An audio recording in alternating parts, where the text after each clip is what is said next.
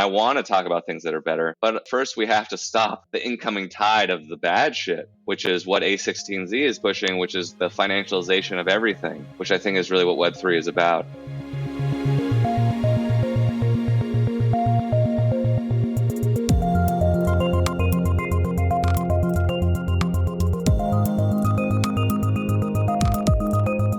Hello and welcome to episode 100 of Tech Won't Save Us. I'm your host, Marx, and I'm so excited that we are finally hitting this milestone.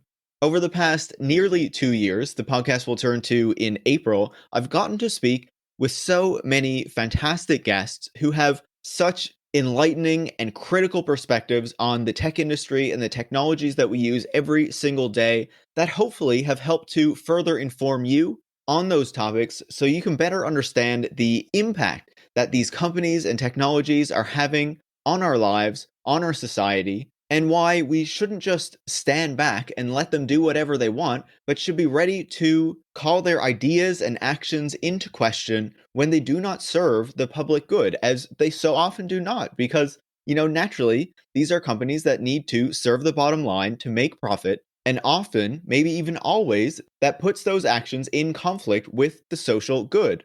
And so personally, I'm not really interested in what is going to make a company a lot of money. I am interested in making the world a better place, and I'm open to how technology can help us to do that. But that also means we need to recognize the technologies and the actions that are not doing that or leading us in the wrong direction. And so I hope that Tech Won't Save Us over these past 100 episodes have helped to inform that and to inform you about this industry and the products and services that it makes.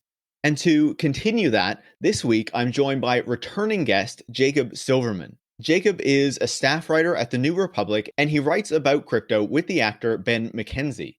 Now, Jacob says he wouldn't say this, but I think he has really become one of the leading crypto critics going today. I think he has such an incisive analysis of this industry, of crypto, NFTs, Web3, and this whole space. And over the past number of months, it's been fantastic to see that get more recognition as he's been writing about it more, and was recently on the Dig podcast to give that essential critical perspective that we need. But now he's back on the show, and there is so much that we could have talked about. But I think that this conversation will provide a really good perspective on where we stand today when it comes to crypto and, what is going on with it. Because over the past number of months, the price of many of the major cryptocurrencies have plummeted, almost 50% in many cases. And there are renewed talks about a crypto winter, basically a long-term stagnation of crypto prices, if not a further fall from where they are today. And there are a number of reasons for that, as we discuss in this interview, whether it is increasing regulation by countries around the world, including outright bans or potential bans that could be coming down the pipe, like in Russia. You can also look at potential interest rate hikes and then what that means for access to capital to flood into these markets. You can look at what's going on with stablecoins and also what the United States might be doing with regulation or even investigations into crypto companies moving forward. And so those are some of the topics that Jacob and I talk about in this conversation, but we also link that to the human element of it. What is the effect of this speculative industry, this scam, this Ponzi scheme on regular people who are buying into it, especially when the price crashes as much as it has over the past number of months? Who is affected by that, and what does that mean for them? This is a really important question because it's not the whales who are really going to get hit. As Jacob explains, it's people who likely can't afford to get hit and who have been brought into this space by being duped and sold a lie. So this is a really essential conversation. It's a bit longer than the usual episodes, but I think you are really going to like it. And I think it makes a great conversation to mark episode 100 of the podcast. Tech Won't Save Us is part of the Harbinger Media Network, a group of left-wing podcasts that are made in Canada. And you can find out more about the other shows in the network by going to harbingermedianetwork.com. If you like this conversation with Jacob, make sure to leave a 5-star review on Apple Podcasts or Spotify. You should also share it on social media or with any friends or colleagues who you think would learn from it or need to hear this kind of perspective on the crypto industry. And finally, this episode, as well as the past 99 episodes, are only possible because of the support of listeners like you who help ensure not only that I can make the podcast, but that I can keep every episode free for everybody. So anyone around the world can access these perspectives, whether they can pay or not. And that is something that has always been essential for me. And so if you like the show and you've always considered, chipping in and becoming a patron, I would ask you to pause the podcast very quickly before we get into this conversation. Hop over to patreon.com/tech won't save us, where you can join supporters like Pat from Nuribar and Fabricio Waltrick from Sao Paulo, Brazil, by chipping in $2, $5, or $10 a month to ensure I can keep having these critical conversations with fantastic guests like Jacob and so many of the other people that I've spoken to over the past nearly 2 years. So with that said, thanks so much and enjoy this week's conversation. Jacob, welcome back to Tech Won't Save Us. It's an honor to be a return guest. I'm so excited to chat with you again. And, I feel like since last time you came on the podcast, you've become I think one of the most prominent crypto critics going right now. So congratulations for that. That's a funny thing to hear because I don't know. I don't think of myself as a prominent anything. But I would say I'm having fun doing this kind of stuff. And there's a nice sort of network of skeptics out there and also readers and other people who are receptive to that message. So it's been fun. Yeah, it's obviously great to read your work and the larger kind of community of skeptics that you're in interaction with, some of which have come on the show as well. So yeah, as crypto has grown and become something that we can't ignore over the past 2 years in particular, not that it just started 2 years ago, but the skeptic community has also grown. And I think that's been really important, as we talk about the topics that we're going to be talking about today. Yeah, for sure. And it's been heartening to me as I've dived into this stuff more the last year to have these people out there who I can turn to and ask questions, or just who have paved the way, have been doing this for much longer than I have.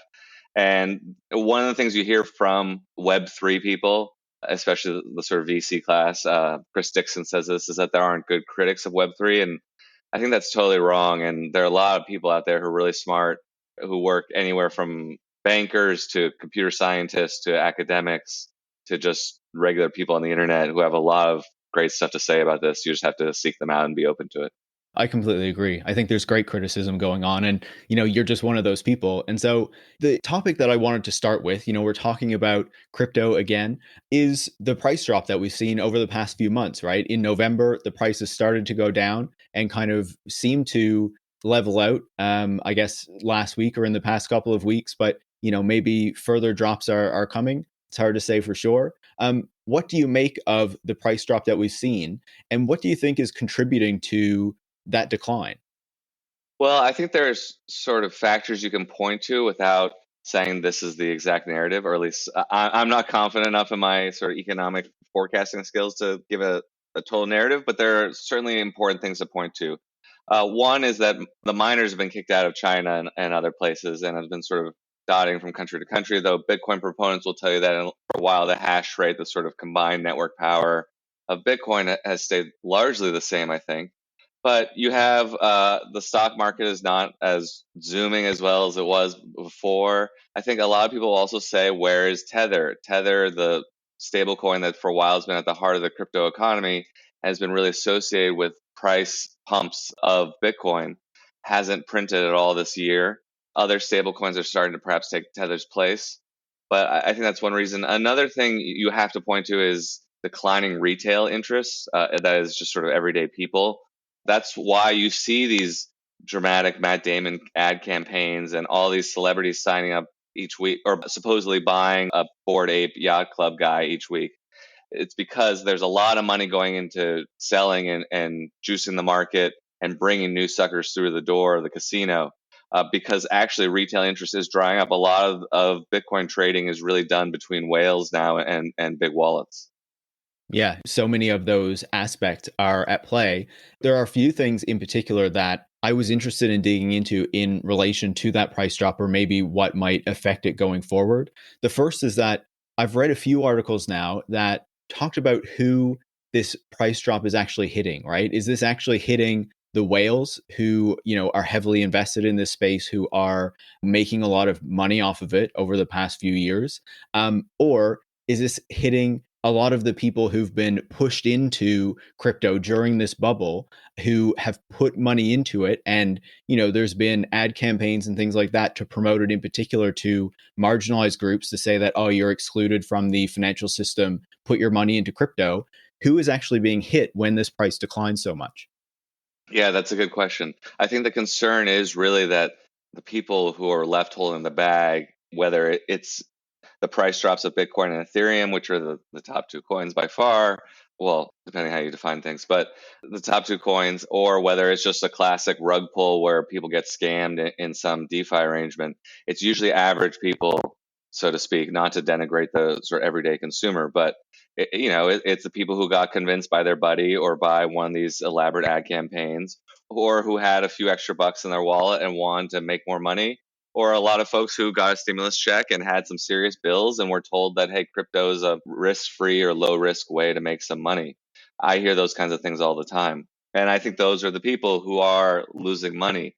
You see, a lot of this is more anecdotal than kind of quantitative, but you can go on the Reddit page for Coinbase or for any big exchange, and you can find tons of complaints about people having technical problems, not being able to withdraw their money, things like that. My frequent crypto collaborator, Ben McKenzie, and I are working on a piece about a lawsuit against an exchange related to people not being able to withdraw their money or do anything actually during a major price movement. And so a lot of people end up getting liquidated who otherwise would have been able to close their positions or withdraw their money and things like that. So the whales are still doing well. And what I think people also need to understand, and this may be speaking the obvious to some folks, but these markets are far more anarchic and less reliable than Wall Street, no matter what you think of sort of mainstream commodities or equities markets or stock markets. But there's a lot of market manipulation, some that we know about, some that we can only sort of guess at. There's also just, I think, a lot of backdoor dealings between some of these companies because really you could take the crypto industry and perhaps take 10 people and put them in a room who pretty much dominate all of the price action on Bitcoin and Ethereum and determine how a lot of the industry works. It's not really a conspiracy. I mean, you can see them talking to each other on Twitter. Like the Tether guys know the Ethereum people who know FTX, and they all invest in each other's companies. So, like Sam Bankman-Fried is a very powerful figure at the heart of the crypto industry because not only because he's really rich and controls FTX and his trading arm Alameda, but also because he influences what happens on Binance and what happens on other markets too. So that's why I think people need to know that even if you're smart or even if you decide to get really into this stuff, you're going up against people who are like the Sam Bankman-Frieds of the world, who have tremendous resources, who when Bitcoin falls 50% over 3 months or whatever it's been, that probably isn't a major concern for the big whales, or not to keep going on Sam Bankman-Fried, but hey, he's a big industry figure. A lot of these guys are making money off of volatility the same way that people do on Wall Street with high frequency trading, with complex securities products, with shorting the market, with just basically doing all the complicated financial trickery that we've expected from the big short, but sort of ported to the crypto realm with even less oversight and less awareness of what actually is happening. And, if you decide to put in a little extra money and hold on to Bitcoin for a few years, you might eventually be able to sell it for a profit, though I have my doubts. But if you're doing anything approaching sort of day trading or buying derivatives or futures or trying to really play the market and decipher the market, you're going to get your pockets picked by these other people. Yeah, so I think what you're talking about there is so important because we often have these narratives about how crypto is decentralized and it's about empowering these people who, don't have access to traditional financial services. And, there are all these empowering narratives that are floating around it. But really, when we look at it, we can see that, like so much of the rest of the economy, there's a bunch of really powerful, influential, wealthy people at the center of it who are controlling so much of what goes on, and not only controlling, but then benefiting from it. So why do we get so, I guess, distracted by these narratives when the reality is out there, is staring us in the face? If you really look at it, you can see all the wash trading that's going on and things like that. But there are a bunch of people who just won't accept those sorts of things. Yeah, I'm going to sort of respond to the wash trading thing first, actually, because that's a really good point and something I think people forget about a lot, which is wash trading is just sort of fake trading, or in order to simulate volume, which is kind of good for everyone and helps drive up price. Or it's also a way for, say, if I have an NFT, I can just sell it between accounts that I control and drive up the price with each sale. So that's basically what wash trading is.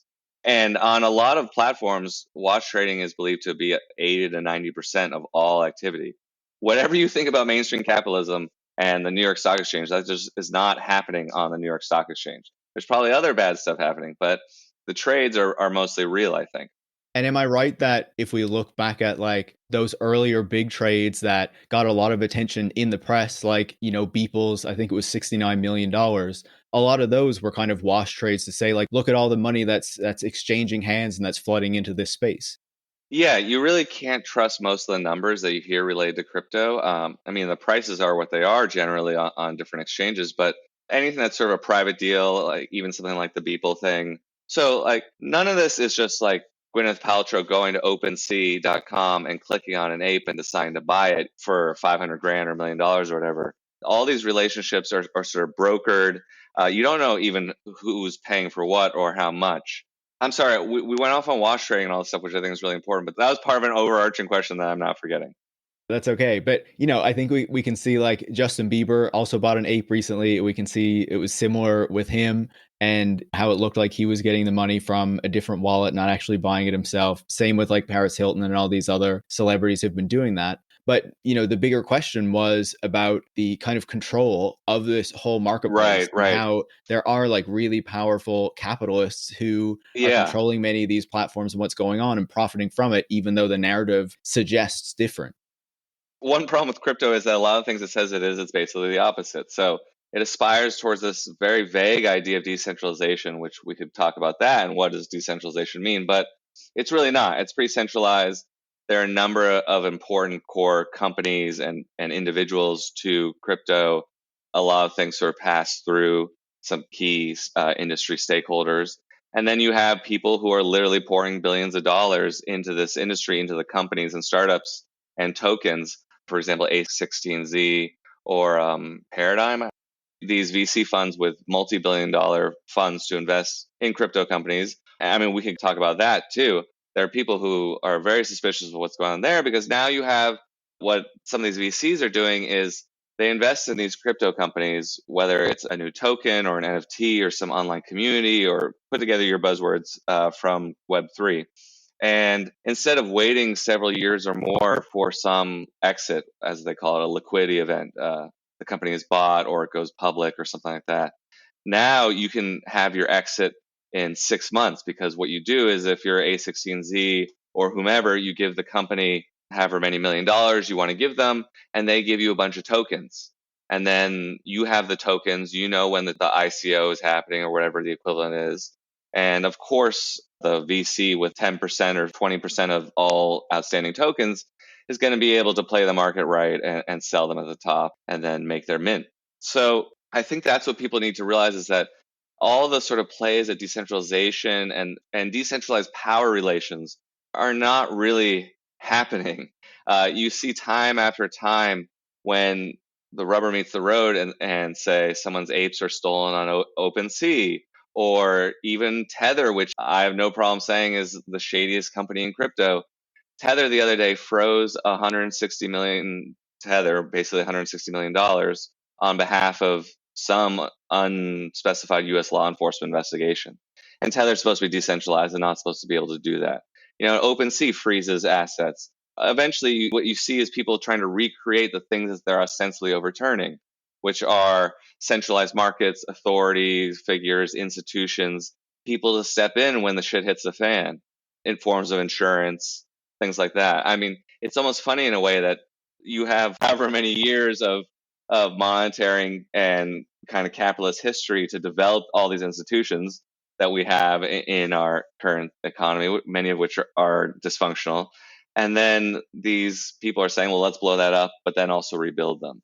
And that, I think, finally gets at one of the real sort of rhetorical or ideological kind of missteps or switcheroos with all this stuff, which is that we have a shitty system, whether you're a leftist or there are plenty of people of different ideological affiliations who aren't happy with how the economy works. But the solutions proposed by Web3 and crypto are pretty much across the board worse. And that's kind of hard for some people to handle at first. Certainly in my debates with folks, they ask, well, what are you proposing that's better? And I'm open to things that are better and I want to talk about things that are better. But, first we have to stop the incoming tide of the bad shit, which is what A16Z is pushing, which is the financialization of everything, which I think is really what Web3 is about, and other moneyed interests and all the scammers and things like that. I mean, we can try to take away a few good things from all this stuff from Web3 and crypto, but first we really need to stem the tide of what's happening because there's so much money coming in from powerful interests. Yeah, I always like to think back to like the early PayPal narratives as well, and how in that case, PayPal was going to disrupt the banking system and give everyone a bank account that's like, free from all these regulations and that can transfer around the world. And then, when it came time to like make the money and really like capture its market share, it was happy to work with all the regulators and become part of the system, a new middleman to take its fees and just become part of that system. And it's the same thing that we're going to see here when it reaches that point, if we're not already seeing that happen. I want to return to the stablecoin and Tether conversation in just a second, because I think what you were talking about with A16Z and more largely, I guess, what these venture capital firms are doing gets to another of the questions that I had around the price drop and kind of what we're going to see moving forward. And that's that I feel like a lot of what has happened in the tech industry over the past more than a decade, since 2008, 2009, has been in part due to the incredibly low interest rates that we've had that has made it really easy for these companies to access capital. And especially during this pandemic period, for all this capital to flood into a really risky crypto space. And now there's talk about raising those interest rates again. So, borrowing becomes more expensive. Do you think that that potentially has an effect on what happens to the crypto market at that point? Yeah, definitely. Actually, this is something that my co-writer and collaborator Ben talks about. That the beginning of this latest crypto boom. So roughly, you had a 2017, early 2018 boom. That was market grew. There were all these ICOs, many of them scams. Bitcoin expanded in value, Ethereum too. And then you had a bust in 2018 and sort of a crypto winter, as I call it. Now we have a boom that started, I suppose, in 2020, exactly during that time you're talking about, when at first, because of COVID, we had all this money sort of flooding into the system from the federal government. Almost ironically, then, if you want to talk about kind of coiner ideology, which is that the latest crypto boom owes a lot to the sort of free flood of capital into the system from the Fed and the easy money sloshing around that all these venture capitalists and sovereign wealth funds and whoever else had access to it. All that fiat money. Yeah, all the fiat money helped juice the crypto market. And of course, everyone who's in crypto is eventually trying to get back to fiat so they can buy their Lamborghini. Yeah, I guess Lamborghini's not accepting crypto yet for vehicles. Not that I know, but they probably should, because those crypto guys love Lamborghinis. But in terms of the prospect of interest rates being raised in the next few months, that sounds like what's going to happen. And it's certainly the talk that I see online. Even diehard crypto people think that there's sort of a further crash or kind of crypto winter coming, partially because of the raising of the interest rates. The SEC is looking all over the industry. How much they're going to do remains an open question. Their Department of Justice investigations. There is a lot going on sort of at the investigatory and regulatory level. The question is, how does it materialize into actual government action? Do people end up in handcuffs? I mean, we know, at least according to Bloomberg, that some people at Tether, the company, are being investigated for criminal bank fraud. And certainly the reports that have already come out from the New York AG and the CFTC point to bank fraud. I'm no expert on that, but it sure seems like they've done something indictable among their various antics. So there are a lot of sort of dominoes. This is kind of what we were talking about earlier, maybe off air, a lot of dominoes that you could kind of point to that might start this whole process. But even Bitcoin maxis and serious crypto people will say, hey, there might be some darkness coming. Of course, what they think should be done or how one should respond varies entirely from what I think. But you should definitely keep hodling, I'm sure, right? Well, that's what I think. Is like, oh, well, there's this common thing. Like, there are these cycles. This is just going to be a worse dip than 2018. You got to hodl and stay strong. Diamond hands, that whole business. Buy the dip, I'm sure, as well. Yeah, there are a lot of people who will keep the faith. The problem is that there are a lot of people who are going to be wiped out or who are going to have to sell at a loss because they have to pay their kids' tuition or whatever. And that's where you have real problems. Like, social problems and people committing suicide, families breaking up, just real issues. I mean, some of this stuff is documented already because you have the occasional piece, even on CNBC or somewhere, about some of the relationship issues attendant to crypto, which, crypto has a lot in common with gambling, I think, and especially gambling at kind of a rigged casino that's designed for you to lose. And so I think once a bigger crash comes, and I think we'll continue to sort of see a slide, but if there is some sort of fundamental collapse of this market, because we've already seen $1 trillion in value wiped off the sort of overall crypto market, I believe. Let's see, right now, coin market cap says 1.77 trillion, There's no reason why that can't go down to near zero, because despite what crypto people might say, there's very little productive value underlying this stuff. There are no companies producing things. I mean, there are companies involved in the space, but in the end, a made up digital currency is a made up digital currency. And there aren't that many companies that you can sort of sell for scrap, or there aren't underlying commodities. There aren't houses, to make the 2008 recession comparison. There aren't houses, at least, that people were living in for a while before the whole market blew up.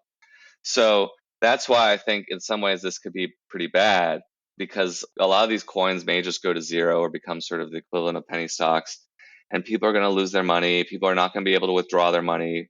Probably some exchanges are going to collapse in one form or another. I don't know which ones, but certainly there have been problems already with China banning trading from the mainland China. That's cut off a lot of customers for Binance and other exchanges. So I think that's also worth keeping in mind, is just the social effects of what's going to happen here. You're going to have basically millions of gamblers go bust at once, and people are going to be really upset and also in dire straits. Yeah, I think it's something to always be paying attention to and keeping in mind, right? As much as we like to criticize the crypto capitalists and the whales and stuff like that, but there are people who are buying into this and being duped into it who are going to lose money in the end. And just to build on what you were saying there, because I don't think we mentioned it earlier on, but I saw the crypto market cap has dropped $1.3 trillion, and that Bitcoin has dropped from about 67,000 in November down to about 38,000 today. And Ethereum went from 4,800 in November to about 2,700 today. So those are significant drops, right? Almost 50%. And as you're saying, there's the potential for it to go even further. And there are a lot of people who would have bought in at one of those really high prices because of all the enthusiasm that was happening, and how so many people were pushing it on Twitter and wherever else. It was in the media, getting glowing profiles, et cetera, et cetera. So they're buying in, and they're going to get hit if this doesn't go back up. Yeah, there's probably some discrete way to define this, but people will say, oh, the prices are defined by various underlying factors, perhaps, especially when they're tied into other tokens or governance possibilities or DeFi pools or whatever else. But take your basic cryptocurrencies. They're basically prices defined by what someone else will pay for them, which in turn is driven by FOMO and kind of virality and the froth of social media and influencers and celebrities. It's a hype economy, basically. And you got to keep the hype going. I mean, that's my theory for one reason why MicroStrategy, this company that holds a lot of Bitcoin, it's one of the top holders of Bitcoin among any company, I think, besides maybe Grayscale or a couple of the other funds. But they're making pretty frequent buys in sort of the 8-figure range, which is obviously a lot of money. But I think they do it to kind of keep the good times rolling, not just to take advantage of the market or to buy the dip, but to say hey, we're still here, we're still doing this. And because that helps drive the market, knowing that Michael Saylor is still committed, he's got diamond hands. And you see this so much more clearly with the NFTs. When Paris Hilton is going on TV and promoting her ape, she's saying this is a thing I own. It's now worth more now because I'm showing it to you and I'm talking about it. It's a bizarre kind of quality of this economy. But I might also just be talking about the meme economy in general, or sort of meme assets and meme stocks. So that's why I think also you just can't trust the numbers you hear. And there is, in the wars over political disinformation, we've kind of gotten pretty far astray. And there are all these kind of bad faith actors and all these organizations judging what's misinformation, what's not and stuff. But to sort of bracket all that, misinformation and disinformation is a huge problem in crypto, because it's basically information that drives prices. And when there's no real information you can rely on, and when it's just who's tweeting about it, who has the biggest followers, who's doing an airdrop of this token, that kind of thing, when it's all kind of hype and celebrity and incentive and giveaway and lottery based when it resembles really a casino, it's very volatile and dangerous. To reiterate what we were talking about earlier, there are people who bought in at the top, like you said, and there are people who are buying in now, but the people who are largely going to make money are the ones who can play off the volatility. And those are the companies and the high frequency trading firms and basically the crypto hedge fund type outfits that have appeared that you don't hear a lot about, but they're supposedly making money hand over fist. Yeah. I want to get into the Tether aspect of this because I've heard in the past connections between, okay, Tether is printing a bunch of stable coins, and then you see the Bitcoin price boost after that because all of these new stable coins have kind of flooded in. And people have been noting that Tether hasn't been, I guess, minting as many new coins in the past month or so since this kind of price drop has started to occur. So, first of all, what is a stablecoin? What is Tether? And what kind of effect does it have on the broader crypto marketplace? Stablecoins are tokens or currencies like any other cryptocurrency, but instead they are pegged to an existing fiat currency usually and are supposed to be at a constant value. So one Tether is worth $1. The idea is that Tether doesn't really deal with small time customers because you can buy existing Tethers on an exchange. Like you could go on Coinbase or FTX or something and buy some Tether. But Tether does deal with big corporate and trading firms who buy like 100 million at a time. And so the idea is if you're one of these firms or if you're an exchange and you need a lot of liquidity on the exchange, you give Tether $100 million and they give you 100 million Tether back. And so stable coins, they're kind of like casino chips. You can take them around between tables. You can also take them between casinos. And then you can use them to play games and to buy other chips, basically. So there are a lot of things to say about stablecoins and about Tether in particular. Tether has extraordinarily shady history. There's a lot of good stuff out there in Bloomberg by Zeke Fox, Crypto Critics Corner podcast, or Ben McKenzie and I wrote a piece for Slate that is sort of like an explainer. There's a lot of good sort of up-to-date stuff. Read the New York AG report or read some of the government reports and learn about how Tether had 29 undocumented banking relationships. And we're talking moving billions of dollars, supposedly, between banks with no paper trail. So there's just a lot of weird stuff. The weirdest thing probably, which people don't even talk about that much, is that its CEO hasn't been seen or heard from in years, I think close to a decade. So anyway, Tether is really important as the main casino chip, the one that's used the most. You could say its importance is arguably declining because there are other stablecoins emerging. There's USDC. Some people have questions about USDC. I'm not really ready to call bullshit on it, but it's definitely rising in prominence. It's definitely also part of a consortium that's playing ball with regulators much more than Tether and other crypto companies. So there are several main stablecoins, but right now you have about 78 billion or so Tether in circulation. If Tether is a Ponzi scheme, as many people think it is, meaning that it doesn't have $78 billion to back the 78 billion Tether in circulation, it would be by far the biggest Ponzi scheme in history, bigger than Bernie Madoff. But there are all these other problems, which is that Tether is really important as just sort of this glue, this sort of interstitial material for the crypto economy. I mean, 70% of Bitcoin trading is done in Tether, meaning people are using Tether as the currency to get in and out of Bitcoin. And, a lot of that is arbitraging between exchanges by high frequency trading firms and stuff like that. But just imagine if, well, we don't even have to drop an analog, but imagine though if you were sitting at a casino table and suddenly you were told your chips were worthless or they're worth half of what they were worth 5 minutes ago. And so that's the great fear, is that Tether will somehow break its peg. It won't be worth $1, or there'll be a sort of proverbial or kind of literal bank run on Tether where people try to redeem Tethers either through the exchanges or through Tether itself, or probably both. And this would happen if there's yet another government action against Tether, which there have already been a couple, arguably slaps on the wrist, or if the Tether people are arrested for the criminal bank fraud that some people seem to think they've committed. But it's a funny thing, I talk to some traders and I actually like this attitude in a way because I think it's very honest, which is they say like, look, we know the risks. Yeah, I deal in millions of dollars worth of Tether every day, but I kind of have to because everyone else is doing it. And, this is how I get my inside track on things. So it's complicated. Like the company is probably a scam, but it's a scam that has tentacles all over the industry. And they're also a huge VC. They're part of this company called iFinex, which also owns the exchange Bitfinex, and a relationship that wasn't even revealed until the Paradise Papers came out. And then Tether was like, oh, yeah, we also own this exchange. And all the top executives at Tether are the top executives at this same exchange. And sometimes we loan each other money. It's just like shit that would not fly in most corporate settings. So there's a lot of crazy stuff with Tether. But at the same time, the people who run it sort of act like clowns on Twitter and are very brazen in a way, kind of joking or sort of gesturing at criminality almost. But until people like Paulo from Tether are arrested, which who knows if that'll ever happen, they continue to be the sort of clown princes of the crypto ecosystem in a lot of ways. Just to continue for a second, if you just point to El Salvador, the company that's basically helping run the El Salvador Bitcoin experiment or project is Blockstream. Blockstream is basically a Tether subsidiary via investments, and the Tether people themselves are involved. So, like I said, this is a small industry with like a dozen really important people, and a few of those people are the Tether executives, I'd say. You're totally right, though. Tether hasn't printed, I think, this year.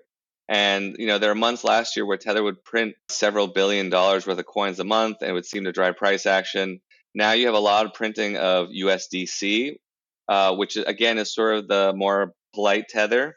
There are one or two other stable coins that are actually trying really hard to cooperate with regulators. At least the USDC folks show up at congressional hearings. But I would be remiss if I didn't mention there's a famous paper called Is Bitcoin Untethered? And this was written a few years ago by two scholars. One of them's name is John Griffin. The other one, I'm afraid I'm blanking on his name. But their contention was that large printings of Tether, which were then used to buy Bitcoin, help drive Bitcoin price action. And that Bitcoin price is heavily dependent on Tether, on printings of Tether and movements on Tether. I mean, they have more sophisticated kind of forensic blockchain analysis, but you can see forms of this in action when Tether prints $1 billion worth of Tether.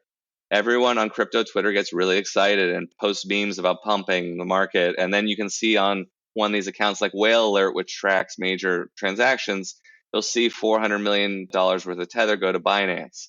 I mean, that might be totally above board. That might just be Tether providing liquidity for Binance. But, that helps drive the market. Like you can see some of what's happening. We haven't even mentioned the phrase money laundering, which of course hovers over everything crypto. But to sort of round that out, the crypto people and the Tether people say that paper's flawed.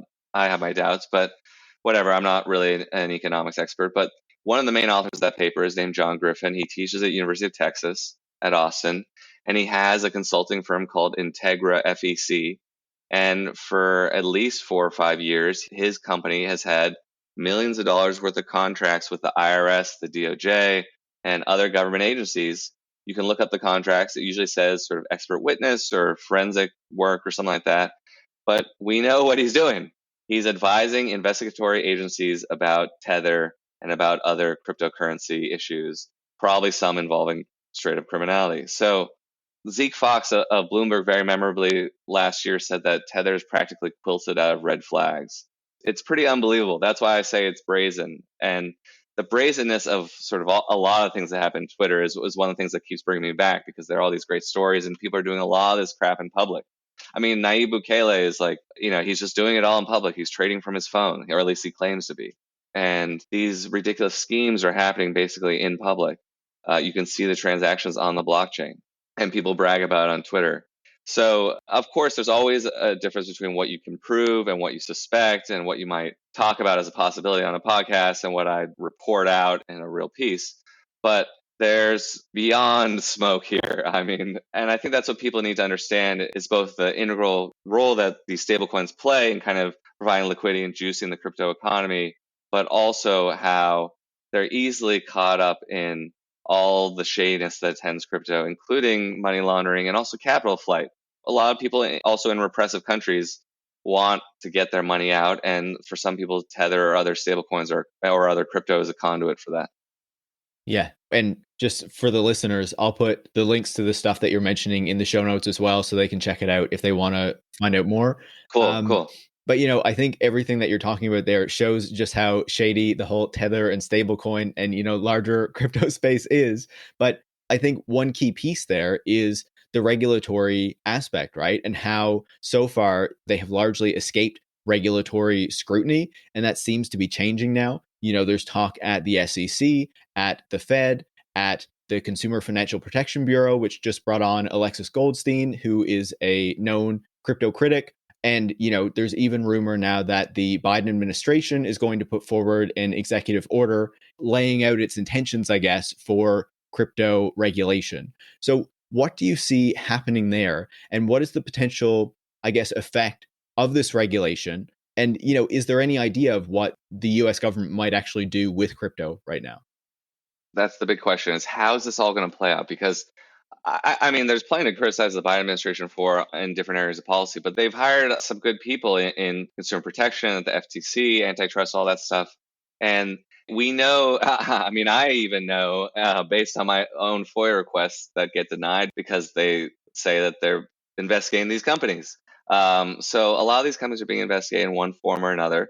Doesn't mean they did something illegal or wrong, but you have stuff like Senator Sherrod Brown and Senate Banking Committee are sent letters to all the stablecoin companies, including Tether, USDC, all the other ones, asking them some basic questions about their operations and their holdings and their reserves, which are big questions. One little sort of parenthetical, one useful way of thinking about this stuff is like, these are private companies minting money, basically.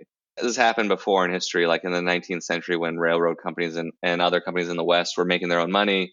It can work for a while, but then eventually, it's ripe for scams and manipulations. And who says that a McDonald's buck is worth a Pepsi buck or whatever? And that's basically what's happening. So understandably, the government is very concerned about all this stuff. And you do have some people getting very rich and some people losing a lot of money off of all this. So we know that the SEC, Gary Gensler, he sort of does lip service to blockchain. He taught a class about it at MIT, but he wants to do something to rein in what he calls wildcat banking. He speaks about this being the somewhat equivalent of 19th century wildcat banking with private money and things like that. One question is there sort of a grand unified strategy across the government? I don't know. That would be nice to think. But even then, how do you respond? Because if you're sort of the Biden administration or Gensler or someone in the White House who's coordinating economic policy, do you want to pop the crypto bubble or be seen as popping the crypto bubble? Granted, it's just declined by like 40 to 50% in a few months. But do you want the blame to be just immediately laid at the foot of the SEC or the DOJ or all the above? Or is that avoidable? Or, when is the responsible time to do this? I think those are some questions that are probably going through the air. Some are probably also more practical, collecting evidence on some people, waiting for certain processes to play out, actually waiting for subpoenas to be responded to and things like that. You have people showing up to congressional hearings. Some people are not. And there's a lot of lobbying. I think that's also important to note. A16Z, there was a great article in the New York Times, which you should also link to. They went down to DC and did a whole tour of Capitol Hill and gave out notebooks and sample legislation and talked to all of the movers and shakers. And it's pretty interesting also because a lot of the blockchain people and crypto people seem kind of new to political lobbying in a way. So they'll talk about it very openly on Twitter. Some of the people from the Blockchain Association on Twitter just sort of talk about, oh yeah, this person in the banking committee is good because XYZ, but we're trying to convince this other person in the banking committee who's not so good. I don't know. I mean, I don't think all lobbyists kind of talk that way, but there's a lot of action going on and talking and a lot of like, well, is anything going to actually happen out of all this? So what will the executive order say? They're saying it's about national security. Well, that means almost anything these days. What's the SEC actually going to do? I mean, you have something like, speaking of shady companies, Celsius. Celsius is the biggest crypto bank. It's heavily involved with Tether. Tether is one of its lead investors. To show you how some of these sort of Ponzi economics seem to work sometimes, Tether loaned $1 billion worth of Tether to Celsius, and Celsius gave them back Bitcoin in return. So, fictional currency for fictional currency. And there are obviously more complicated kind of exchanges and trades going on. And there's all kinds of bizarre loan arrangements now happening, not to mention the fact that consumers can take out loans against their NFTs. But to go back to kind of the government, it's like, how much is this going to be coordinated? How much of this is going to happen at the same time? I think there's just a lot of questions there. So I'm heartened by the fact that there seems to be a lot of skepticism and people in Congress are asking the right questions, and the SEC and the CFTC I think Alexis Goldstein, for example, is great. A lot of these great appointments. But how much can they do and what will they do and when? I'm impatient, and I think other people are impatient too. I mean, things didn't happen under the Trump administration because, first of all, the bubble wasn't this big, but also the Trump administration didn't care about white collar crime. And then we've seen this revolving door in the classic big government style, not limited just to Democrats, but there's been quite a revolving door between the DOJ and other agencies and crypto to A16Z, other VC agencies, the lobbyists, all kinds of firms. And some of these people are just going from minor positions in the Treasury Department to go work for some forensics company, and that's probably not that big a deal. But there are other people who are career prosecutors who prosecuted financial crimes who are now becoming general partners at major venture capitalists. So we can be cynical about that and say that happens in every damn industry from government, which it does, but it's not reassuring. So I'm kind of in the end of two minds. There's a lot of interesting talk and discontent perhaps brewing on Capitol Hill of a good kind. People are skeptical, but in the end, it's all about show me something. What the hell are you going to do? Again, I do think if this is a Jenga tower, Tether is the piece you pull out and make an example of, and then track the fallout from there. I don't think that like Jeremy Allaire from Circle, I'm not accusing him of a crime, but like I don't think like sort of the more mainstream figures, like I don't think Sam Bankman-Fried's gonna be charged with a crime, even though like who knows what FTX is up to and Alameda is up to, but I could certainly see, as has been floated, the Tether people kind of being the criminal fall guys and then seeing how it plays out from there. But what you really need to start is just to say that most of these tokens are securities and let the SEC start there. And then you can start adding some laws on the books and specific regulatory measures. But people who know this stuff really well, like someone like Rohan Gray, he's a great guy to follow on stablecoins and read on this stuff. He'll say, I think that the government needs to pass, first they need to pass the Stablecoin Act that he co-wrote, and then they need to just enforce a lot of the laws that are already on the books. Look at companies who are violating securities laws. Look at companies for money laundering, all this stuff. I mean, there's a lot of meat on the bone there already. So go eat. Yeah, we can hope that there's something happening. It looks like there's conversations about it, but then at the same time you see mayors and, Congress people and senators and people at the state level who are like trying to get the attention of the crypto industry in a positive way by like boosting it up. Maybe they've gotten money from it, or maybe they just think that if they say that, that'll mean stuff will come to their state or their jurisdiction or whatever that will create jobs or whatnot. But then on the other side of things, from the US government, we see China banning crypto mining. We see a proposed ban on crypto in Russia. I believe a partial ban in India. And I think the proposed ban in Russia is one of the factors that are cited for part of the decline in crypto prices recently. I don't know how much you've been paying attention to what's going on internationally, but what do you see there, and how do you see other countries, including those that are dealing with the effects of crypto mining on their power grids, responding to crypto in general?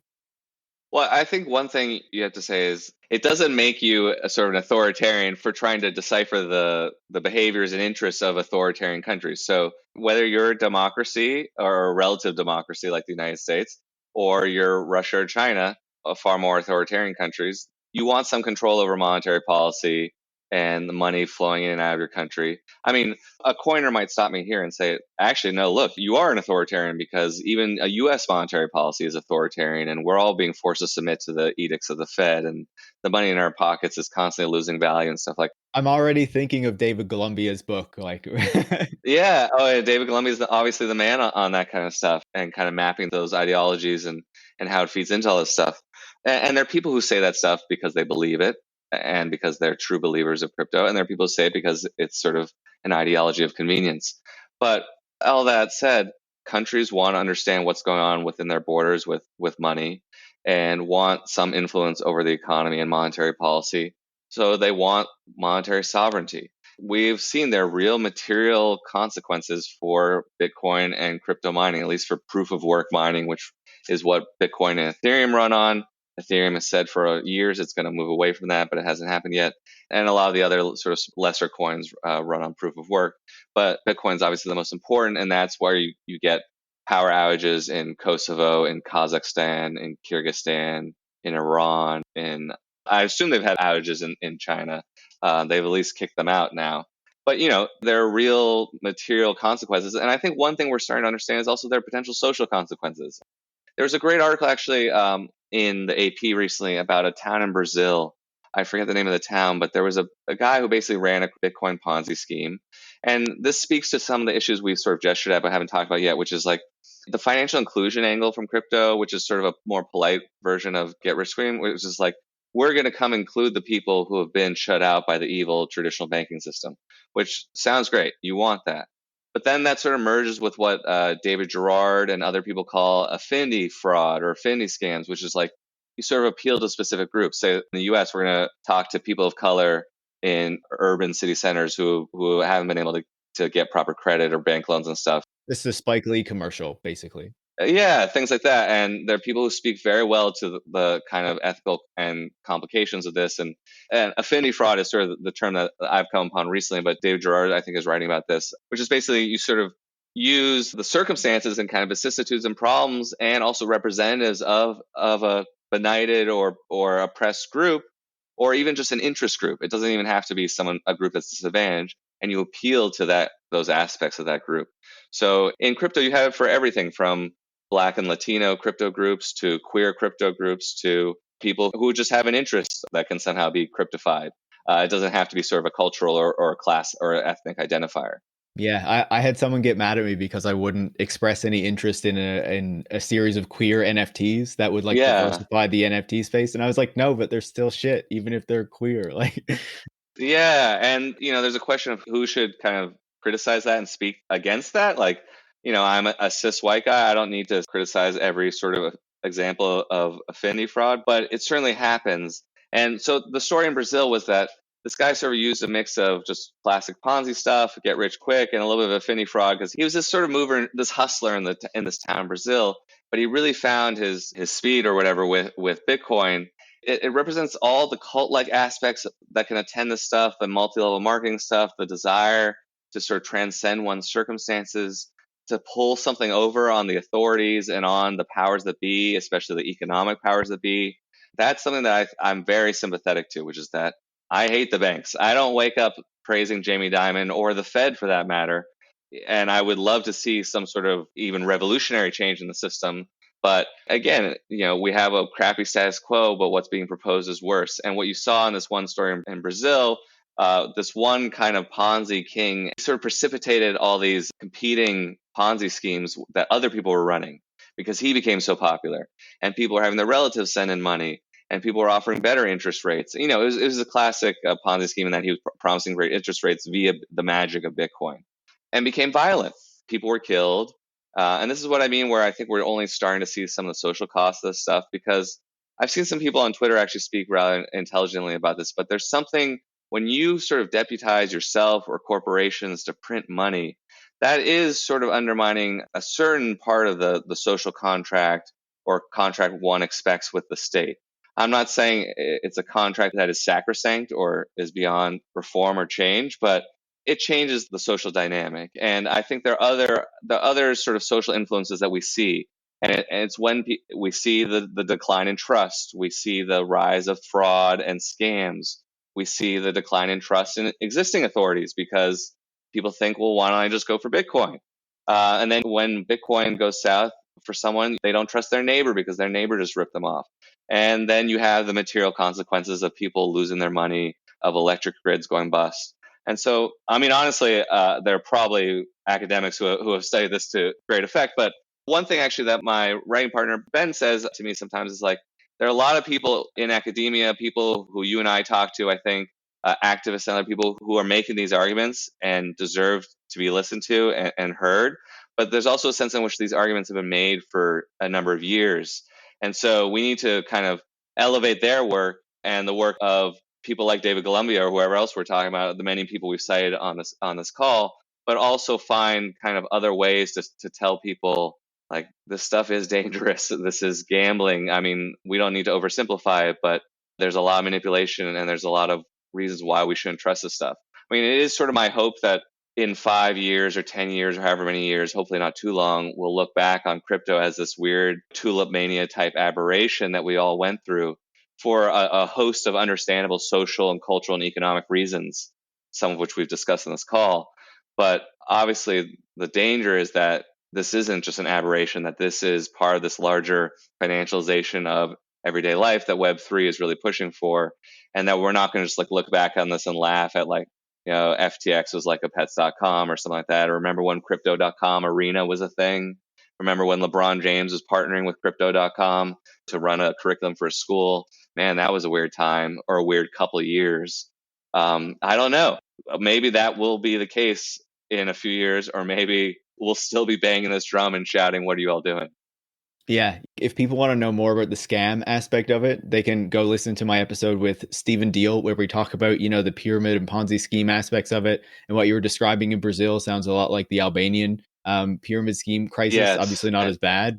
Steven's excellent. Yeah, This isn't a question I had for you, but it's what comes to mind when I hear you describe that is really, I feel like one of the arguments that we have against some of the things that you're describing and some of the issues that we're talking about is that, oh yeah, but you also need to think about the marginalized people who crypto is benefiting, and in particular the people in the global south who crypto yeah, is benefiting. But I think as you're describing there, like these are really misleading arguments that serve these companies, because in saying that, you very narrowly look at maybe the way that some people can send some remittances home with fewer fees or something like that, but miss like this whole larger scale of the problems that this is creating that you're completely ignoring because you want to find something positive to justify promoting these things, and not saying actually the whole thing should be wiped out and gotten rid of. yeah. The global south and remittance issues, and sort of countries with unstable governments, unstable markets, unstable economies. That is a challenging rhetorical intellectual landscape. And some people try really hard to say this is why we need Bitcoin, or even this is why we need Tether. Like there's a dissident government in Myanmar that's proclaimed Tether as its currency. And as much as like the junta that governs Myanmar is terrible, I mean, do you want to push for them to use this kind of privately printed digital currency by these people that are wholly unreliable and should not be trusted with anyone's economic future? Probably not. And there are different ways to look at this. Like, look at the example of El Salvador, which is important and will continue to be important for everyone, I think, as a model of what not to do. But even the crypto maxis, a lot of them think, hey, El Salvador is where it's at. But there's all kinds of corruption going on there, and you can't trust anything Bukele says. And the people he's wrapped up with are totally sketchy. And even just look at the numbers. The Chivo wallets don't work. There's constant technical problems. Recently, there were some numbers out. There was an increase in remittances. A small portion of them are via Bitcoin. Most of them are still via dollars and via other networks, traditional sort of cash networks that people use to send remittances. And I'm not an expert on remittances, but from my understanding, in some cases they can be hard to send, and you can get gouged depending on your circumstances. But remittances are not the sort of desperate situation that require the cure-all of crypto. And then when you talk about other countries like Argentina, there's some inroads being made there by Bitcoin, by sort of the Tether network of people, because they've had inflation problems. Again, I think you want to ask, do you want the solution to a country's economic instability to potentially be sort of a competitive currency from a private company that can't be trusted? And that's probably leaving out a lot of other issues that one could point at. But it doesn't seem like a wholesale solution by any means. I mean, this is possibly an example of one of the spectrum, but I have an elderly relative. She's my grandmother's cousin who I talk to a lot. I cannot explain to her what Bitcoin is. She'll never understand. And maybe, we'll just have to wait for the old people to die out, and all the young people, because they grow up in Eric Adams schools, will understand what the blockchain is and stuff like that. But the idea of saying that fiat is going to zero, or that fiat needs to be replaced with Bitcoin or some other crypto, but usually it's Bitcoin, and that we need to have a wholesale economic revolution and complete currency transformation, and that somehow we're going to educate everyone and empower everyone in society to be part of this. It's just lunacy. And besides being beyond impractical, and just as like the eyeball scanning thing that Sam Altman wants to do with WorldCoin is, besides being totally creepy, just total lunacy. There's very little sense of like practicality, even by revolutionary standards. Like, if you want to revolutionize people's sort of economic relationships with one another, again, if our friend David Columbia were here, he would say that like well, these people want the right wing exit from society, so they don't care about the average person. But people like us might say, like, look, you need higher taxes on the rich, you need wealth taxes, postal banking, access to the kind of banking and credit services that everyone can, but through nonprofit means, kind of state banking they have in what is it, North Dakota, more credit unions. Just they're very simple, not without sort of capital requirements, but they're existing solutions to a lot of the things that ail us. And there's also sort of existing socialist and leftist solutions to a lot of things that ail us that could be applied. And so that's why I ultimately think, like, whatever revolution might come via hyper Bitcoinization or mass adoption of crypto is going to be a really unequal and ugly one. And I don't think there's really any way around that. Fortunately, I think it's so ultimately impractical that it probably won't come. It will just leave a lot of wreckage along the way, like in El Salvador, I expect. Yeah, I think essential points. And Jacob, I appreciate you giving me this much of your time. I have one final question for you Sure, before sure. we end this conversation. I think we've talked about many aspects of this based on where it is right now, with the prices having dropped significantly since November, but also the other potential issues that are coming down the pipe, whether it is higher interest rates or regulation or potential issues with stablecoins or any number of other things. Where do you think, and I think you sort of touched on this, but where do you think we're going from here? What do you see happening in the next little while? What should we expect to be seeing from here, and what issues still exist that you think we might end up having to grapple with, moving forward? Well, I think there are a couple of things. One, you mentioned earlier, I believe, which is that crypto is becoming more of a political force. We talked about legislation, regulation, stuff like that, stuff like, the DOJ or SEC might do. But, there are all these Republicans and some Democrats. It's pretty interesting, if a little disheartening, who are sort of pledging their allegiance to Bitcoin because they can get money. It's very simple. And also, it kind of dovetails with this kind of right wing Republicanism that we have now of guns, God, and freedom and stuff like that. Josh Mandel from Ohio is doing that. It's ridiculous, but there'll be more of that. But just because some kind of clowns in Congress are getting crypto money doesn't mean that the SEC has to stop doing what it's doing. But the other thing is, I think the thing that crypto still struggles with, and I speak more broadly also about Web3 here, is its use cases, proving its usefulness. Speculation, fine. If you want to try to risk some money and ride the markets and buy increasingly complicated financial products and get into DeFi, which we haven't really talked about, but that's where, like, all the arcane financial products are happening, where you can stake stable coins and get impossible interest rates, but then some guy with a fake name might steal all your money. There's just rug pull after rug pull in DeFi, but that's where the innovation, so to speak, is happening. But in terms of, like, look, what does crypto or NFTs or a lot of the Web3 infrastructure solve for people on a day-to-day basis? Not much. It gives people a place to speculate, a place to dream and risk money, like in any casino. And also it creates some new companies that venture capitalists can make bets on. But there are very few real problems that are going to be solved by crypto, Web3, or even blockchains. I mean, this is why you see the declining retail interest in crypto trading, and why you see the relentless advertising, and why also you have the salesmanship on Twitter constantly, and TikTok, of course. But frankly, I'm not a big TikTok consumer, but TikTok is certainly part of this. It's part of everything. But Facebook or Uber is always, I mean, these are malevolent companies, we can easily say. I mean, all the gig companies are highly exploitative, and they've sold themselves and kind of whitewashed their labor records in the case of Uber, or their data practices or labor records in the case of Facebook. But they didn't have to sell themselves so much. Uber, the value add, basically. You know what you're getting. You get a car, and some poor person drives you for a cheap rate, and then you leave, and they suffer the indignities of the next customer and everything. And we know what Facebook does. Like, some people may think I'm ridiculous, but, like, what does all this stuff do that actually fixes a problem? And I think also one thing I cite is, like, this stuff is not just controversial among people like you and me, or some Democrats in Congress, or whoever else.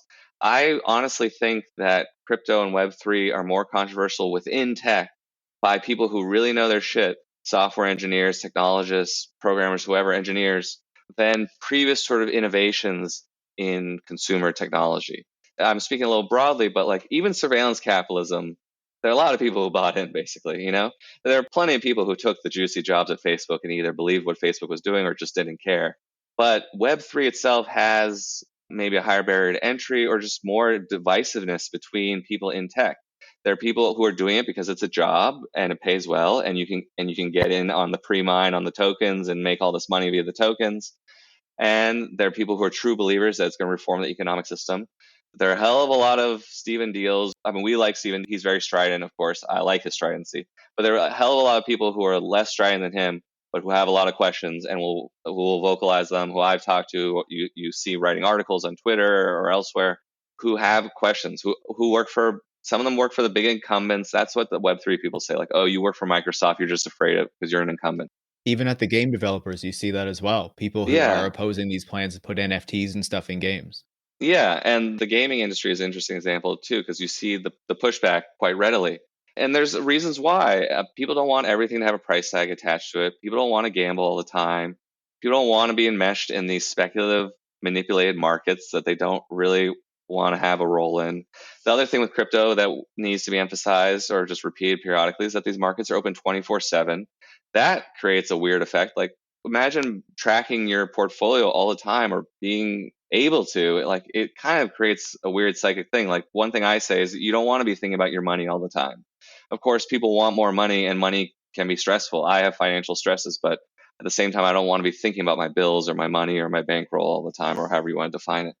So I think the jury's still out in a lot of ways in terms of crypto and Web3 proving their use and actually getting beyond salesmanship and hype and celebrity hype and viral infamy or whatever, and getting beyond the apes and showing us, like, make my life better. Like, besides making a friend or two of mine rich, which I do have a couple of friends who've gotten rich on crypto, but they're already well-to-do tech people who are just like, well, I guess I'll put some money here, and there they went.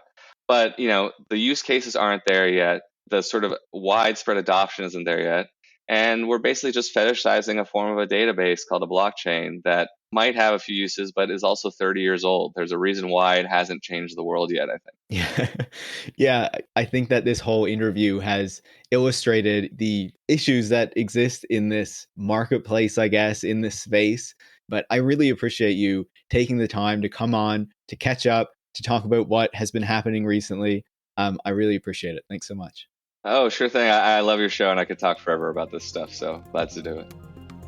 Jacob Silverman is a staff writer at The New Republic, and he writes about crypto with the actor Ben McKenzie. You can follow Jacob on Twitter at @SilvermanJacob. You can follow me at @ParisMarx, and you can follow the show at @Tech Won't Save Us. Tech Won't Save Us is part of the Harbinger Media Network. You can find out more about that at harbingermedianetwork.com. And if you want to support the work that goes into making the show every week, you can go to patreon.com/techwon'tsaveus and become a supporter. Thanks for listening.